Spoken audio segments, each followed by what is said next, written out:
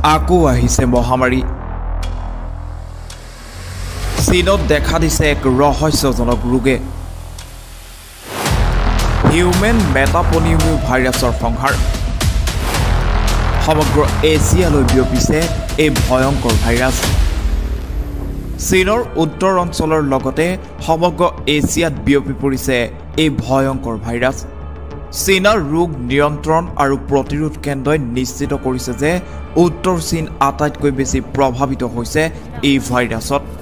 সমগ্ৰ এছিয়াত এই ভাইৰাছত আক্ৰান্ত হৈছে লাখ লাখ লোকৰ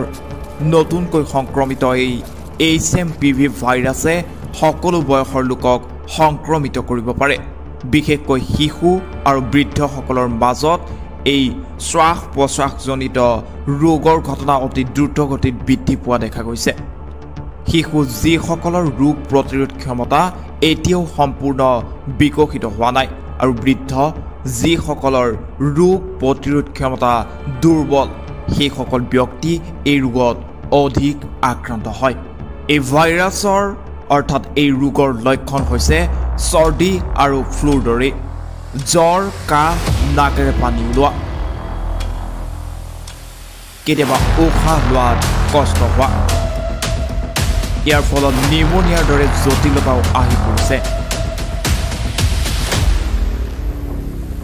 এই ভাইৰাছক লৈ চীনত এতিয়া বিয়পি পৰিছে উৰা বাতৰিও ছ'চিয়েল মিডিয়াত ভাইৰেল হৈছে ন ভিডিঅ' এই ভিডিঅ'সমূহত দাবী কৰা হৈছে যে চিকিৎসালয়সমূহ ৰোগীৰে উপচি পৰিছে কিন্তু পৰিস্থিতি নিয়ন্ত্ৰণৰ বাহিৰত গুচি গৈছে বুলি এতিয়াও চীনৰ তৰফৰ পৰা কোনো তথ্য জনোৱা নাই